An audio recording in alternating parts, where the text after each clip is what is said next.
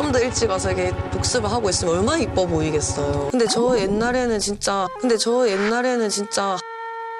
우리나라와 관계 깊은 나라의 자연환경, 인문환경을 알아봅시다. 지난 시간에 우리나라와 이웃한 나라인 중국, 일본, 러시아와의 교류 모습을 살펴보았어요. 오늘은 지리적으로 이웃하고 있지는 않지만 우리나라와 밀접한 관계를 맺고 있는 나라에 대해서 알아보도록 합시다. 여러분들은 멀리 떨어진 나라의 사람들과 교류해 본 적이 있나요? 세계화 시대가 되면서 지리적으로 먼 나라의 사람들과도 교류를 할 수 있게 되었습니다. 첫 번째 사진을 보면 한국 회사에서 근무하는 외국인이에요. 이들처럼 취업을 위해서 우리나라에 오는 외국인들이 많아졌습니다. 두 번째 사진은 한국 문화를 체험하는 외국인이에요. 우리나라의 문화를 체험하기 위해서 관광 오는 사람들이 많아졌어요. 또 우리나라에서 다른 나라로 여행을 가는 사람도 많아졌죠. 세 번째, 외국에서 공부하는 한국인. 다른 나라에 가서 공부하거나 우리나라로 와서 공부하는 외국인들이 많아졌습니다. 네 번째는 국가 간의 외교, 국방회의 사진이에요. 미국과 한국 대표의 모습이 담겨 있네요. 여러분, 이렇게 서로 교류하는 이유는 무엇일까요? 그렇죠. 나라마다 특징이 다르기 때문이에요. 우리나라와 밀접한 관계를 맺고 있는 나라의 자연환경과 인문환경을 조사해서 이를 소개하는 신문을 만들어 봅시다. 신문 만들기 방법이에요. 첫 번째, 각 모드먼은 우리나라와 밀접한 관계를 맺고 있다고 생각하는 나라를 한 개씩 선택합니다. 모드먼은 저마다 다른 나라를 선택하는데 이때 중국, 일본, 러시아는 지난 시간 했으니 제외합니다.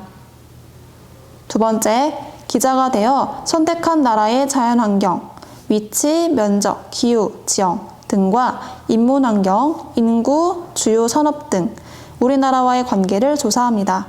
조사한 내용을 바탕으로 그 나라와 관련된 정보를 소개하는 기사를 작성합니다. 마지막으로 모듬별로 작성한 기사를 모아서 신문을 만들고 다른 모듬원들과 공유합니다.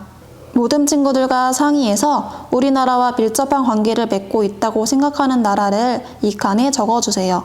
그리고 모듬 활동이 어려운 친구들은 이 아래에 내가 선택한 나라에다가 자신이 생각하는 나라 한 개를 적어주면 됩니다.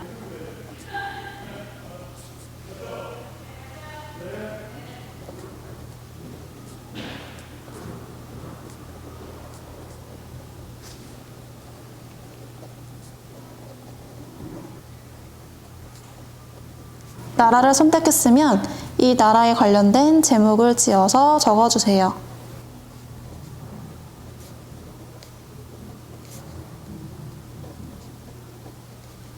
제목을 정했으면 이 나라에 대해서 각자 조사한 후에 기사문을 작성합니다. 조사하는 내용으로는 자연환경과 인문환경이에요. 그럼 다른 친구들은 어떻게 했는지 한번 교과서에 있는 내용을 살펴볼게요. 멀지만 가까운 나라 미국. 미국은 우리나라와 무역을 많이 하는 나라 중에 하나입니다. 미국의 지리적 특성을 살펴볼까요? 미국의 영토 면적은 한반도의 약 45배 정도로 넓어서 한 나라 안에서도 다양한 지형과 기후가 나타납니다. 땅의 모양이 동서로 넓다 보니 서부 지역과 동부 지역 사이에 3시간 차이가 납니다. 즉, 동쪽에 있는 지역과 서쪽에 있는 지역의 시간이 서로 다릅니다. 미국은 국토가 크고 넓은 만큼 각종 지화 자원이나 에너지 자원이 풍부해요. 또한 옥수수, 밀 생산량이 많습니다. 인구도 세계 3위로 많습니다. 이처럼 미국은 풍부한 자원과 인적 자원을 바탕으로 농업, 상업, 공업 등 수많은 산업들이 골고루 발달했어요. 이를 바탕으로 미국은 우리나라와 다양한 물자와 서비스를 주고받고 있습니다. 아이오와주의 옥수수 농장 사진이에요. 아이오와주는 여기에 위치하네요. 이 지도는 미국의 주가 표시되어 있는데 50개이며 이 안에는 알래스카와 하와이가 있어요. 세계의 주요 원유 수출국 사우디아라비아. 우리나라는 원유가 거의 생산되지 않기 때문에 산업 발달에 필요한 원유를 다른 나라로부터 수입해야 합니다. 사우디아라비아는 우리나라가 원유를 수입하는 대표적인 나라예요. 사우디아라비아의 면적은 한반도 면적의 약 10배이지만 인구는 우리나라의 약 3분의 2입니다. 이곳은 연평균 기온이 30도씨 이상으로 덥고 건조합니다. 사우디아라비아는 세계에서도 손꼽히는 원유 생산 국가예요. 이러한 석유 자원의 수출을 바탕으로 우리나라를 비롯한 세계 각국에서 여러 기술을 도입해서 국가 발전을 이루고 있습니다. 여러분, 이 사우디아라비아는 이슬람교를 믿는 대표적인 아랍 국가예요. 사이카 부도에서 사우디아라비아의 위치를 찾아보면 여기 아라비아 반도에 있어요. 그래서 서남아시아에 있는 나라입니다. 그리고 여기 보면은 루발할리 사막이 보이죠? 이 사우디아라비아는 국토의 대부분이 모두 다 사막이에요. 그래서 매우 건조합니다. 원유를 채굴하는 모습이 보이죠? 쌀 수출 강국 베트남. 베트남은 우리나라와 활발하게 교류하는 대표적인 동남아시아의 국가입니다. 우리나라가 수출을 많이 하는 나라 중 하나이며 베트남 사람들은 기업 등에서 일하려고 우리나라에 많이 들어와 살고 있고 우리나라 사람과 결혼에 정착한 경우도 많습니다. 베트남은 동남아시아 동부에 있는 국가로 면적은 남한의 약 3배이고 인구는 대략 2배 정도입니다.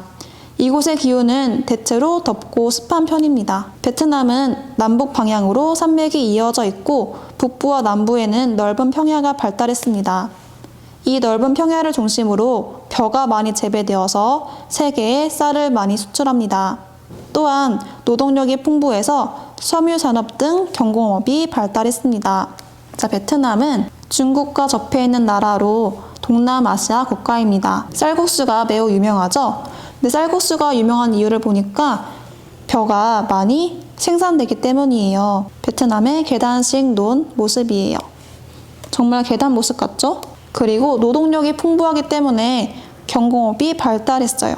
우리가 입고 있는 옷이나 신발을 보면은 생산지가 베트남인 경우가 많을 거예요. 우리나라와 다른 나라가 밀접한 관계를 맺고 있는 까닭 생각해보기. 우리나라와 관계 깊은 나라의 자연환경과 인문환경을 비교해보고 두 나라가 교류하는 까닭을 생각해봅시다. 우리나라의 자연환경과 인문환경, 면적 이외는 남한 통계입니다. 먼저 면적은 약 22만 제곱킬로미터로 세계 83위예요. 이거는 남북한 합쳐진 넓이입니다.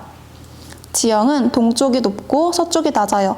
정말로 색깔이 동쪽은 고동 색깔이고 서쪽은 녹색이죠. 평야가 많습니다. 인구는 약 5,181만 명이에요. 세계 28위네요.